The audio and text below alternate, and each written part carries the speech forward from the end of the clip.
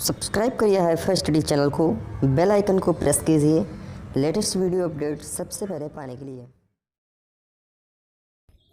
Hello friends, एक बार फिर से आप सभी का बहुत बहुत स्वागत करता हूं आपके अपने चैनल हाईफाई स्टडी पर। दोस्तों, जैसा कि आपको पता है कि आपका एग्ज़ाम ज़रूर होगा, डायरेक्ट तो आप पास कर नहीं दिए जाओगे, ठीक है।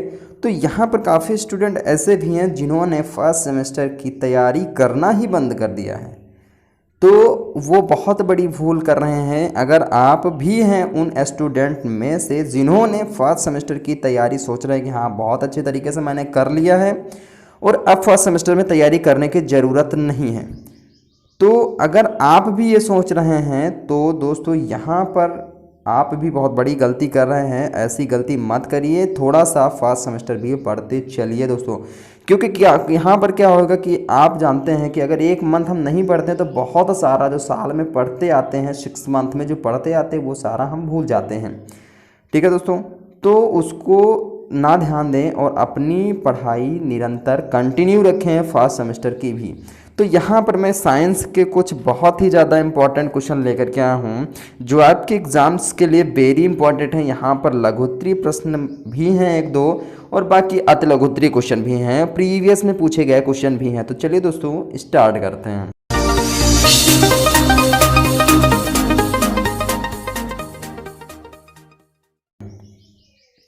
तो दोस्तों यहाँ पर देखते हैं, सबसे पहला जो हमारा क्वेश्चन दिया गया है वो दिया गया है कि मापन की विधियाँ बताइए।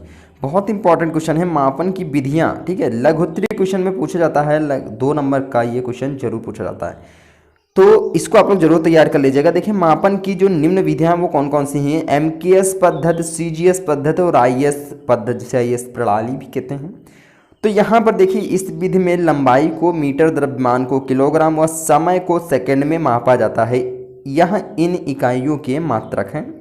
नेक्स्ट हमारा हो जाएगा CGS पद्धति। CGS पद्धति या CGS विधि में क्या होता है, तो देखिए CGS जो पद्धति विधि होती है, यानी इस विधि में लंबाई, समय और द्रव्यमान को मात्रकों की सहायता से मापा जाता है। इसे CGS पद्धति कहा जाता है। उदाहरण में हो जाएगा लंबाई को सेंटीमीटर में या समय को सेकंड में और द्रव्यमान को ग्राम में। ये हो जाएगा हमारा क्या, CGS पद्धति। नेक्स्ट हो जाएगा हमारा IS पद्धति या IS विधि हो जाएगा। तो इस जो यह पद्धति होती है मापन की अंतर्राष्ट्रीय विधि होती है जो संपूर्ण संसार में प्रयोग की जाती है। यानी ये जो विधि होती है संपूर्ण संसार में एक ही प्रयोग की जाती है, ठीक है। इसमें कोई भी अलग नहीं होता है मात्रक। और इस विधि में लंबाई व भार के अतिरिक्त 4 मूल इकाइयाँ होती हैं, जिनमें से 2 को पूरक इकाई कहते हैं तथा उपर्युक्त 6 इकाई मूल भौतिक राशियाँ के मात्रकों को ही मूल राशियों के मूल मात्रक कहा जाता है। जैसे लंबाई का मूल मात्रक मीटर हो गया तथा विद्युत धारा का मूल मात्रक एम्पियर कहा जाता है। नेक्स्ट हमारा जो हो जाएगा वो हो जाएगा हमारा FPS पद्धति। अब FPS पद्धति क्या होती है, यानी इस विधि में लंबाई का जो मात्रक होता है वो फुट, द्रव्यमान का मात्रक पाउंड और समय का मात्रक सेकंड होता है। और इस विधि या जो यह विधि थी वो ब्रिटिश विधि भी कही जाती थी, यानी यह विधि ब्रिटिश विधि के नाम से भी जानी जाती है। अगर क्वेश्चन आ जाता है कि ब्रिटिश विधि क्या होती है या ब्रिटिश विधि किसे कहते हैं, तो यहाँ पर ये समझ लेना कि आप FPS पद्धति की बात हो रही है और FPS पद्धति के बारे में आपको लिख देना है। अगला हमारा जो क्वेश्चन बनता है इंपॉर्टेंट क्वेश्चन है, लैंगिक जनन को समझाइए। तो जब किसी जीव अथवा एक ही जीव जाति के 2 सदस्यों द्वारा उत्पन्न 2 युग्मों के संलयन से बने युग्मनज से संतान का जन्म होता है तो यह जनन जो होता है लैंगिक जनन कहलाता है। और इस संतान में दोनों युग्मकों के लक्षणों का मिश्रण होता है। अतः लैंगिक जनन के फलस्वरूप कई प्रकार की विभिन्नताओं की संभावना रहती है। नेक्स्ट क्वेश्चन हमारा है अलैंगिक जनन किसे कहते हैं या अलैंगिक जनन क्या है। तो जब कोई जीव जनन के लिए अपने शरीर से किसी भाग कोशिका या कोशिकाओं अथवा किसी विशेष निर्मित संरचना को इस्तेमाल करता है तथा इस संरचनाओं में कोई लैंगिक संलयन नहीं होता है तो यह जो अलैंगिक जनन कहलाता है। तो यह क्या कहलाता है, अलैंगिक जनन कहलाता है। और अलैंगिक जनन के फलस्वरूप उत्पन्न संतानें पूर्णतः अपने जनक जैसी होती हैं तथा इन संतानों में विभिन्नताएं होने की प्रायः संभावना नहीं होती है। अगला यहाँ पर क्वेश्चन बहुत इंपॉर्टेंट है कि पुष्प किसे कहते हैं। तो पुष्प वास्तव में पत्तियों का ही रूपांतरण होता है और यह अपने डंठल के पुष्पासन पर लगा रहता है और इसे पुष्प वृंत कहा जाता है। पुष्प का निर्माण कली से होता है जो कि हरी पत्तियां निपत्रों से ढकी रहती हैं। दोस्तों अगर आप पुष्प के भाग, पत्तियों के भाग, पत्ती किसे कहते हैं, या फिर आप पौधों के भाग के बारे में अगर जानना चाहते हैं तो नीचे दी गई डिस्क्रिप्शन में आपको मिल जाएगा, साइंस की प्लेलिस्ट मिल जाएगी। वहाँ से जाके आप जितने भी वीडियो साइंस वहाँ पर जाके आप लोग देख लीजिएगा। वहाँ पर सब पे पड़ा पुष्प के भाग, पर्टिकुलर पुष्प के भाग में बताया गया है, जड़ के भाग में बताया गया, जड़ किसे कहते हैं, तना किसे कहते हैं, पत्ती किसे कहते हैं, यानी पुष्प या पौधे का पूरा भाग के बारे में विस्तार से बताया गया है। उस वीडियो को आप लोग जरूर वॉच कर लीजिएगा, बहुत ही इंपॉर्टेंट वीडियो है वो आप सभी के लिए। तो यहाँ पर वृंत होता है यानी इस निर्माण से कली होता है जो हरी पत्तियाँ निपत्रों से ढकी होती हैं। ठीक है, अगला यहाँ पर क्वेश्चन हो जाएगा कि परागण से आप क्या समझते हैं। तो परागण भी समझाया गया है उसी वीडियो में, आप जाके प्लेलिस्ट में जाके देख सकते हैं, सारा कुछ बहुत अच्छे ढंग से समझाया गया वहाँ पर। तो यहाँ पर देखिए, पुष्प के पराग कोश से पराग कणों के उसी पुष्प अथवा दूसरे पौधे के किसी पुष्प के वर्तिकाग्र पर पहुँचने की क्रिया को परागण कहते हैं। स्वपरागण किसे कहते हैं। तो जब एक पुष्प के पराग कोशों से परागकण निकलकर उसी पुष्प के वर्तिकाग्र पर गिर जाते हैं तथा अंकुरित हो जाते हैं, तो यह जो क्रिया होती है वह स्वपरागण कहलाती है। नेक्स्ट क्वेश्चन हमारा है कि परागण किसे कहते हैं। तो जब किसी दूसरे पुष्प से यानी उस जाति से परागकण किसी दूसरे के वर्तिकाग्र पर आ जाते हैं या आते हैं तो इस प्रक्रिया को या इस क्रिया को परपरागण कहलाती है। तो यह प्रक्रिया क्या, यह क्रिया क्या कहलाती है, परपरागण कहलाती है। अगला यहाँ पर क्वेश्चन है कि बीज को समझे। तो बीज के बारे में भी बताया गया है, बीज क्या होता है, कि बीज कितने प्रकार के होते हैं और जो बीज होते हैं कितने प्रकार के होते हैं, और यहाँ पर बताया गया कि कौन से बीज से कौन सी जड़ें निकलती हैं। ठीक है, तो इस प्रकार के क्वेश्चन वहाँ पर बताए गए हैं, बहुत इंपॉर्टेंट है। तो बीज को पौधों का अत्यंत सूक्ष्म जीव समझा जाता है और इसमें सामान्यतः एक विकसित पौधे के सभी सामान्य गुण पाए जाते हैं। बीजों का निर्माण गर्भाशय में ही होता है और बीज की प्रमुख विशेषता यह है कि यह नए पौधे को जन्म देता है। बहुत ही इंपॉर्टेंट विशेषता इसकी आएगी, नए पौधे को जन्म देता है। अगला यहाँ पर क्वेश्चन है कि बीजों के प्रकार बताए। तो बीजों के प्रायः दो प्रकार होते हैं। कौन कौन से होते हैं, एक पक्षी बीज या द्विपक्षी बीज, यानी बीजों के प्रकार यहाँ पर हो जाएगा एक बीज पत्री या फिर दो बीज पत्री। ठीक है, इसी को कहते हैं, यानी यहाँ पर पक्षी लगाया गया है तो टेंशन लेने की कोई बात नहीं है। एक बीज पत्री, द्विबीज पत्री आप ऐसे भी कह सकते हैं। ठीक है, अब थोड़ा सा यहाँ पर समझ लीजिए एक बीज पत्री क्या होते हैं। तो एक बीज पत्री होती है जिनकी जो जड़ें होती है वो लगभग 1 या 2 मीटर या फिर 1-2 सेंटीमीटर कह लीजिए। ठीक है, बस उतने में, यानी ऊपरी परत यानी भूमि के ऊपरी परत में ही जड़ें होती हैं। वो हमारी कौन सी कहलाती है, एक बीज पत्री होती हैं। जैसे कि एक बीज पत्री में क्या होगा कि जिनमें एक बीज होता है तो उसमें क्या होती है, जो जड़ें निकलती हैं वो झगड़ा जड़ें निकलती है। एक बीज एक दल होता है उसमें। ठीक है, सिर्फ और सिर्फ एक दल होता है, दूसरा दल नहीं होता है। जैसे कि गेहूँ ले लीजिए, तो आप उसमें गेहूँ में 2 अलग अलग खंड नहीं कर सकते, चावल में अलग अलग खंड नहीं कर सकते। लेकिन जो द्विबीजपत्री बीज होते हैं, ठीक है, उसमें क्या करते हैं, जैसे चना हो गया तो चना के 2 दल होते हैं, यानी बीज से उनको अलग अलग कर सकते हैं, बहुत आसानी के साथ अलग अलग हो जाएंगे। ठीक है, बराबर से अलग होंगे तो वो क्या हो जाएंगे, हमारे 2 बीज पत्री हो जाएंगे। सरसों को भी हम अलग अलग कर सकते हैं तो वो भी हमारे क्या हो जाएंगे, 2 बीज पत्री हो जाएंगे। ठीक है, इस प्रकार से जितने भी द्विबीज पत्री होते हैं ये हमारे अलग अलग दाने हो जाते हैं, यानी 2 दल होते हैं, ये समझ लीजिए आप लोग। अगला यहाँ पर क्वेश्चन बताया गया कि जल द्वारा बीजों के प्रकीर्णन पर एक लघु टिप्पणी लिखिए। तो जल द्वारा बीजों के प्रकीर्णन यानी इस प्रक्रिया में बीजों का प्रकीर्णन जल के माध्यम से होता है और इस प्रकार के प्रकीर्णनों में बीजों की संख्या अत्यधिक होती है और इनके जो बीज होते हैं अत्यधिक चिकने व जलरोधी होते हैं और ये बीज जल की लहरों के साथ बह जाते हैं और किनारों पर बीजों का प्रकीर्णन कर जाते हैं। उदाहरण में आप समझ लीजिए नारियल हो गया और कमल हो गया। ठीक है, इस प्रकार से कई सारे बीज होते हैं जो बीजों द्वारा जल प्रकीर्णन होता है। जैसे कि आप लोग समझेंगे, जैसे कोई नहर के किनारे पेड़ लगा है और नदी के किनारे पेड़ लगा है तो वो नदी की तरफ झुका है या नहर की तरफ झुका है, तो यहाँ पर मान के चलिए कि उसके जो बीज गिरेंगे वो पानी में गिरेंगे और पानी से बहते बहते हम लोग क्या करते हैं, जो खेतों में नहरों द्वारा पानी लगाया जाता है, सिंचाई होती है, तो वहाँ पर क्या होता है कि उस एरिया में वो पौधा ना होने के कारण भी वो पौधा अगर मान लीजिए जम जाता है तो वो कहाँ से आता है, वो जल के माध्यम से आता है, वो बीज वहाँ पर जम जाता है। अगला यहाँ पर क्वेश्चन बताया गया कि फलों में जल की कितनी मात्रा होती है। फलों में जल की 90% मात्रा होती है। बहुत इंपॉर्टेंट क्वेश्चन है, इसको आप लोग जरूर याद कर लीजिएगा। अगला यहाँ पर क्वेश्चन कि बीजों के अंकुरण के लिए कौन सी परिस्थितियाँ आवश्यक हैं? वायु, पानी, उचित ताप, ये सब क्या हैं? बीजों के अंकुरण के लिए बहुत आवश्यक हैं। अगला यहाँ पर कि परागकण में गुणसूत्रों की संख्या कितनी होती है? 2015 में क्वेश्चन पूछा गया। तो परागकण में गुणसूत्रों की संख्या कितनी है? मक्का में होते हैं 20 होते हैं, टमाटर में 24 होते हैं, आलू के पौधे में 48 तथा ड्रोसीफिल में होते हैं 8 गुणसूत्र होते हैं। ठीक है, गुणसूत्र के ऊपर मैं पर्टिकुलर वीडियो बना दूंगा, जितने भी पूछे जाते हैं बहुत इंपॉर्टेंट, बट जितने भी गुणसूत्र पूछे जाते हैं उनके ऊपर मैं वीडियो बना दूंगा। ठीक है, कितने गुणसूत्र होते हैं। अगला यहाँ पर क्वेश्चन दिया गया है कि चौड़ी, मोटी तथा कटीली संरचना वाली मरोद्भिद पौधे का एक नाम लिखिए। 2015 में भी क्वेश्चन पूछा गया है। तो क्या हो जाएगा यहाँ पर? नागफनी हो जाएगा। नेक्स्ट क्वेश्चन हो जाएगा कि पेड़ पौधे में अलैंगिक प्रजनन विधियों के नाम लिखिए। 2016 में क्वेश्चन पूछा गया है।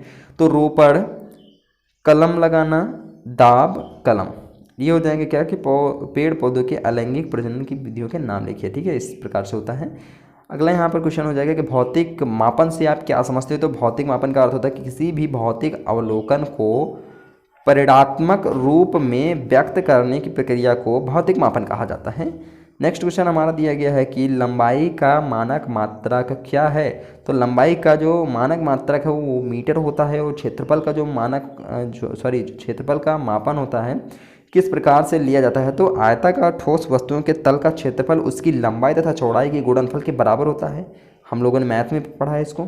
उसके बाद कि आयताकार तल की लंबाई और चौड़ाई बराबर होने पर तल का आकार वर्गाकार हो जाता है। ये भी हम लोगों ने मैथ में पढ़ा है।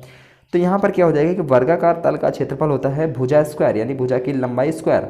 ठीक है, उसके बाद यहाँ पर हो जाएगा कि किसी आयताकार सतह का क्षेत्रफल उसकी लंबाई तथा चौड़ाई के गुणनखंड के बराबर होता है। यानी आयत का क्षेत्रफल बराबर क्या होता है? लंबाई गुणे चौड़ाई, और क्षेत्रफल का मानक मात्रा क्या होता है कि वर्ग मीटर या एम स्क्वायर होता है। नेक्स्ट क्वेश्चन यहाँ पर हो जाएगा कि शरीर का ताप किस ताप मापे से मापते हैं? तो सभी को पता है थर्मामीटर से मापा जाता है, ये तो याद करने की जरूरत ही नहीं, सभी को पता होगा। अगला यहाँ पर क्वेश्चन होता है कि वर्षमापी यानी मीटर या यंत्र यानी रेन गेज क्या होता है? तो रेन गेज मीटर की सहायता से वर्षा की स्थिति को मिलीमीटर में नापा जा सकता है, और वर्षा को मापने के लिए एक चौड़े मुख का बर्तन लेते हैं जिसकी आकृति पेंदी से लेकर के सिरे तक एक समान हो, और इस बर्तन को ऐसे स्थान पर रखा जाता है जहाँ पर वर्षा का पानी बर्तन में गिरने में कोई रुकावट ना हो। तो इस प्रकार उस बर्तन में एकत्र हुए पानी को समय के आधार पर माप लिया जाता है, और यह प्रक्रिया जो होती है वर्षा मापी कहलाती है। ठीक है, अगला यहाँ पर क्वेश्चन दिया गया है, बहुत इंपॉर्टेंट क्वेश्चन। ताप को समझाइए। तो कोई वस्तु कितनी गर्म है या कितनी ठंडी, यह उसके मापन के पश्चात ही पता चलता है। यानी वस्तु का मापन के पश्चात जो मान प्राप्त होता है उसे ही वस्तु का तापमान कहा जाता है। नेक्स्ट क्वेश्चन हमारा है कि मापन की परिभाषा दीजिए। तो मापन को ई ए पील महोदय ने अपने शब्दों में इस प्रकार परिभाषित किया है। किस प्रकार किया है? उन्होंने कहा है कि मापन से अभिप्राय किसी व्यक्ति को एक व्यवस्थित व्यक्तित्व प्रदान करता है, और जिससे कि वह समाज द्वारा प्रदत्त कर्तव्यों उत्तरदायित्वों का निर्वाह भली प्रकार कर सके। अगला यहाँ पर देखिए कुछ यहाँ पर दोस्तों यहाँ पर क्वेश्चन थोड़ा सा छूट गया है। क्वेश्चन ये है कि मापन की सर्व प्रचलित विधि एसआई पद्धति क्या है? यानी एसआई पद्धति जो है मापन की सर्व प्रचलित जो पद्धति वो एसआई पद्धति, यानी यह मापन की अंतर्राष्ट्रीय विधि है जो संपूर्ण संसार में प्रयोग की जाती है। यानी इस विधि में लंबाई व भार के अतिरिक्त 4 मूल इकाइयाँ होती हैं, जिनमें से 2 को पूरक इकाई कहते हैं। अगला यहाँ पर क्वेश्चन है कि द्रव्यमान का मात्रक क्या होता है? तो द्रव्यमान का मात्रक होता है किलोग्राम होता है। और अगला क्वेश्चन यहाँ करके मूल मात्रक किसे कहते हैं? कोई 2 उदाहरण दीजिए। भी क्वेश्चन 2015 में पूछा गया है। तो वह भौतिक राशियाँ जो पूर्णतः स्वतंत्र होती हैं मूल राशियाँ कहलाती हैं। यानी इन मूल राशियों के लिए प्रयुक्त मात्रक मूल मात्रक कहलाते हैं। उदाहरण जैसे दूरी एवं समय मूल राशियां हैं, तथा मीटर एवं सेकंड इनके मात्रक हैं। ठीक है, उसके बाद यहाँ पर बताया गया दोस्तों कि मीटरी पद्धति किसे कहते हैं? तो वर्ष 1790 यानी 1790 में फ्रांसीसियों ने मापन की एक मानक प्रणाली की रचना कि जिसे मीटरी पद्धति कहते हैं। और अगला क्वेश्चन है कि वर्तमान में जिस मात्रक प्रणाली का उपयोग हो रहा है उसे क्या कहते हैं, तो उसे एसआई यानी अंतर्राष्ट्रीय मात्रक प्रणाली कहते हैं। ठीक है, ये आप लोग जरूर याद करिएगा। और अगला यहाँ पर क्वेश्चन है कि लंबाई का एसआई मात्रक क्या होता है, तो लंबाई का एसआई मात्रक होता है मीटर होता है। और 12 इंच बराबर कितना होता है, तो 12 इंच बराबर 1 फुट होता है। यानी अगर बात कर लीजिए तो कि 1 फुट की, तो 1 फुट क्या होता है, बराबर 12 इंच के होता है।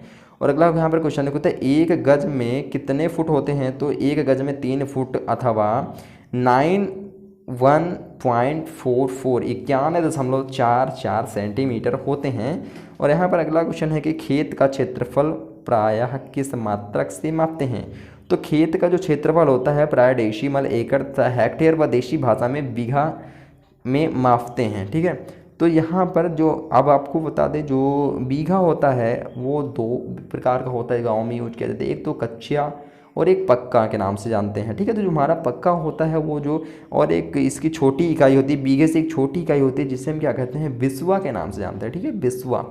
तो जो यहाँ पर जो कच्चा बीघा होता है वो होता है 8 बिस्वा होता है, और जो हमारा पक्का बीघा होता है वो 24 बिस्वे के बराबर होता है। ठीक है, तो यहाँ पर देखिए जो अगला यहाँ पर क्वेश्चन दिया गया, लेकिन जो गांव में यूज किया जाता है वो 8 बिस्वा को 1 बीघा कहते हैं। अगला यहाँ पर यह है कि किसी घन में लंबाई व चौड़ाई तथा ऊंचाई सदैव कैसी होती है, तो घन में लंबाई, चौड़ाई तथा ऊंचाई सदैव एक दूसरे के बराबर होती है। और आयतन किसे कहते हैं, तो किसी वस्तु के द्वारा घेरे गए स्थान को उस वस्तु का आयतन कहते हैं। एमकेएस पद्धति में मूल मात्रक क्या है, एमकेएस पद्धति में मूल मात्रक क्या है, तो जो एमकेएस पद्धति है उसमें मूल मात्रक क्या हो गया, द्रव्यमान हो गया, लंबाई हो गया और समय हो गया। तो दोस्तों ये थे आप सभी के बहुत ही ज़्यादा इंपॉर्टेंट क्वेश्चन जो आपके एग्जाम में पूछे जा सकते हैं। तो अगर वीडियो पसंद है वीडियो को लाइक कर दीजिएगा और अपने दोस्तों के साथ कुछ ज़्यादा से ज़्यादा शेयर करिएगा। मिलते हैं दोस्तों फिर से नए नेक्स्ट वीडियो के साथ, तब तक के लिए थैंक यू दोस्तों, जय हिंद, जय भारत, मिलते हैं।